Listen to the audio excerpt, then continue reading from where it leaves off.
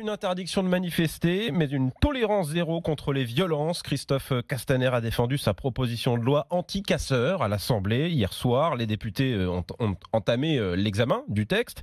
Et le moins que l'on puisse dire, c'est que le ministre de l'Intérieur a eu du travail. Juliette Droz avec Juliette Pietraszewski. Dans un hémicycle clairsemé, Christophe Castaner affiche sa fermeté face aux casseurs. Les mots sont durs. Il faut, dit-il, stopper les brutes. Chaque semaine, une petite minorité de brutes menace, vise, attaque.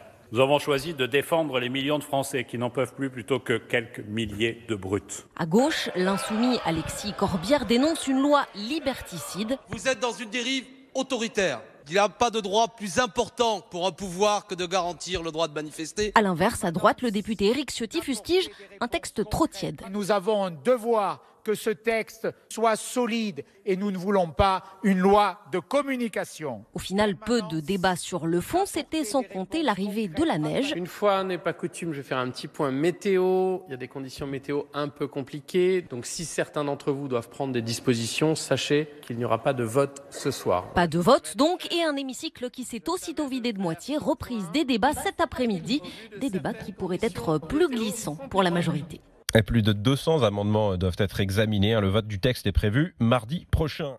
Les députés ont voté la loi qui limite la liberté de manifester. Interdiction de manifester, fouille préventive, peine de prison pour dissimulation du visage. Le gouvernement a fait adopter par l'Assemblée la proposition de loi pour la prévention et la sanction des violences lors des manifestations dans la nuit de mercredi à jeudi. Possibilité pour les préfets de prononcer des interdictions de manifester, fouille des personnes, bagages et véhicules dans une manifestation et à ses abords sur réquisition du procureur. Voici quelques-unes des mesures de la proposition de loi anti-casseurs adoptée par les députés dans la nuit de mercredi 30 à jeudi 31 janvier 2019. Le texte ne comporte que 8 articles, mais a suscité le dépôt de 263 amendements et de longues séances jusque tard dans la nuit. La proposition de loi pour la prévention et la sanction des violences lors des manifestations a été débattue en première lecture à l'Assemblée nationale mardi 29 et hier mercredi 30 janvier. Les députés ont voté le texte il y a seulement quelques heures.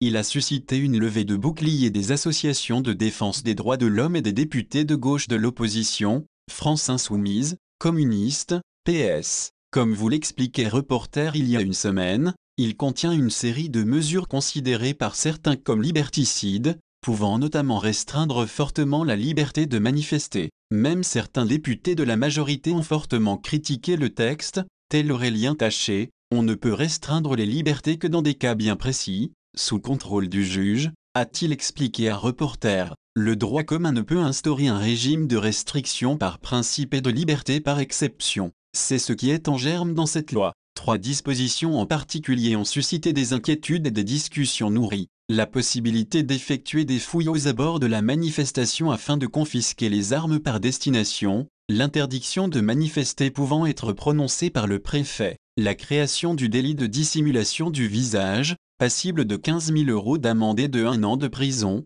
ce n'est aujourd'hui passible que d'une contravention. Pour défendre la reprise à son compte de ce texte, d'abord proposé par le sénateur Les Républicains Bruno Retailleau, le ministre de l'Intérieur a parlé de brutes. Nous avons choisi de défendre les millions de Français qui n'en peuvent plus plutôt que quelques milliers de brutes, a déclaré Christophe Castaner, en introduction des débats à l'Assemblée nationale. Le mot, soigneusement choisi, donne le ton de la sévérité de la réponse qu'entend donner le gouvernement aux violences qui ont émaillé les manifestations des Gilets jaunes ces dernières semaines. Notons qu'il y a 8 jours, devant les députés de la commission des lois, il avait parlé d'une loi visant jusqu'à 200 casseurs. Interpellation massive. Malgré d'intenses débats, finalement, le texte a peu bougé, estime Hugo Bernalici, député La France Insoumise. Les articles 1 et 2 sont ceux qui ont suscité le plus d'inquiétude des discussions dans l'hémicycle. L'article 1er prévoyait dans sa première version l'instauration de périmètres de sécurité à l'image de ceux utilisés pendant l'Euro 2016 de football,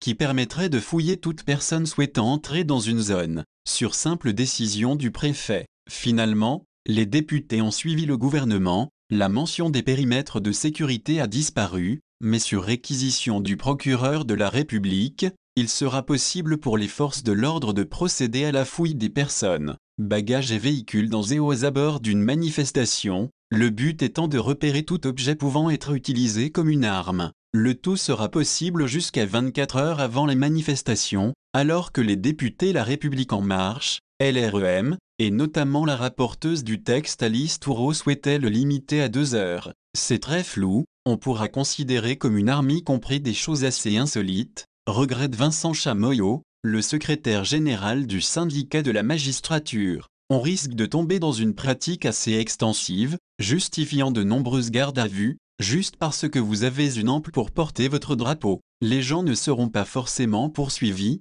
mais ils auront été privés de liberté jusqu'à 48 heures et ce sera inscrit dans le fichier des antécédents judiciaires alors qu'ils voulaient juste aller en manif, ajoute Nicolas Crameillet d'Amnesty International. Cela ferait un motif de plus permettant de justifier des interpellations massives, telles que celles pratiquées les 1er et 8 décembre, où l'on avait aussi utilisé un délit putatif de regroupement en vue de commettre des violences. Ugo Bernalici, lui, doute que cette disposition change grand-chose aux pratiques déjà en vigueur, c'est ridicule. Aujourd'hui, quand vous allez en manifestation, déjà, de fait, vous vous faites fouiller et vous ne pouvez pas aller manifester si vous refusez. C'est de l'affichage. Le gouvernement propose que l'article soit retravaillé lors de la navette parlementaire. Plus inquiétant encore pour les défenseurs des droits de l'homme et des libertés individuelles, l'article 2. Celui-ci donne la possibilité au préfet, donc au pouvoir exécutif, de prononcer une interdiction de manifester d'1 mois contre une personne ayant commis un acte violent ou dont les agissements lors d'une manifestation ont donné lieu à des atteintes graves à l'intégrité physique des personnes ainsi que des dommages importants aux biens, permettant de supposer qu'elle constitue une menace d'une particulière gravité pour l'ordre public. Le non-respect de cette interdiction sera puni de 6 mois de prison et 7 500 € d'amende. En aucun cas il ne s'agit d'autre chose que de garantir le droit de manifester, a affirmé le ministre de l'Intérieur. On renverse la logique de la présomption d'innocence, estime Vincent Chamoyau. Sans procédure contradictoire, le préfet va pouvoir vous interdire de manifester et c'est à vous de contester. Les critères sont extrêmement flous et permettent de viser large. Pendant l'état d'urgence, plus de 700 arrêtés préfectoraux d'interdiction de manifester ont été pris, rappelle Nicolas Crameillet. Le gouvernement estime, lui, concilier les besoins opérationnels et les nécessaires garanties en matière de préservation des droits fondamentaux. Une dizaine de députés de la majorité avaient déposé un amendement de suppression de cet article, refusé. Les préfets, aujourd'hui, ne feraient pas n'importe quoi.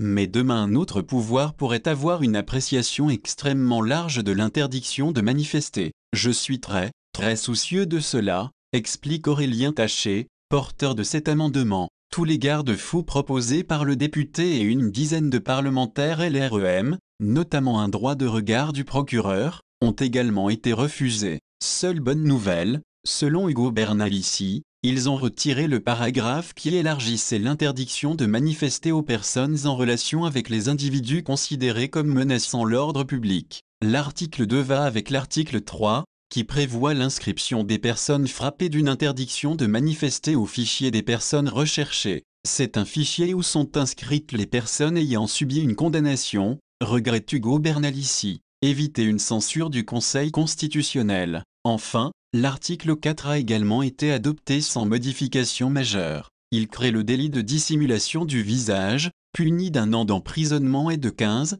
000 € d'amende alors que ce n'est pour l'instant qu'une contravention. Cela va permettre de placer des personnes en garde à vue, redoute Nicolas Crameillet. Ugo Bernalici, lui, doute de son effectivité, l'amende est déjà très peu prononcée, et quand il y en a, beaucoup sont levés car il existe une jurisprudence qui dit que porter un passe-montagne n'est pas masquer son visage. En somme, sur le fond, les mesures restent les mêmes, estime Vincent Chamoyau. Simplement, le gouvernement essaie de les formuler plus subtilement du point de vue juridique afin d'éviter une censure du Conseil constitutionnel. Reste à savoir dans quel délai le texte entrera en application. C'est une proposition de loi, donc le gouvernement ne peut pas, pour une fois, le passer en procédure accélérée. La navette parlementaire entre les deux chambres peut durer quelques mois, puis, sa constitutionnalité sera examinée. L'affaire pourrait même être portée devant la Cour européenne des droits de l'homme. La commissaire aux droits de l'homme du Conseil de l'Europe, Danja Mijatović, déclarait d'ailleurs lundi 28 janvier, après une visite en France, son inquiétude concernant l'interdiction de manifester et le délit de dissimulation du visage. De telles mesures, dont la proportionnalité me semble contestable, ne m'apparaissent pas nécessaires pour garantir efficacement la liberté de réunion et risquent d'être, au contraire, perçues comme une entrave à l'exercice de cette liberté. Dans un contexte si délicat, j'invite le gouvernement et le législateur à ne pas aller dans cette direction et à privilégier les voies du dialogue et à garantir le respect des droits de l'homme et des libertés fondamentales. Message personnel, nous en arrivons à un point où même vivre sera interdit, nous sommes leurs esclaves, ils pensent nous dicter leur vision des choses, mais là non, se faire emprisonner pour tout et n'importe quoi, on atteint un point de non-retour. Il va falloir que tout cela bouge. La censure, plus de liberté d'expression dans le pays des droits de l'homme. Attention à vous les gilets jaunes, restez soudés, organisez-vous.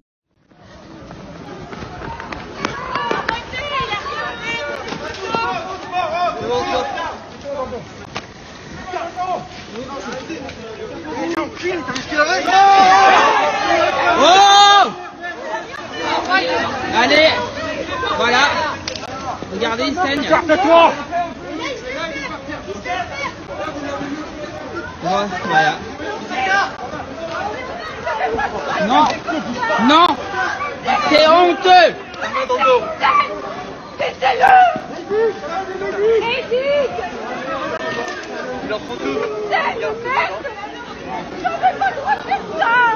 Voilà. Dégage, dégage. Dégage. Merci de nous avoir suivis. N'hésitez pas à vous abonner et à lâcher un pouce bleu.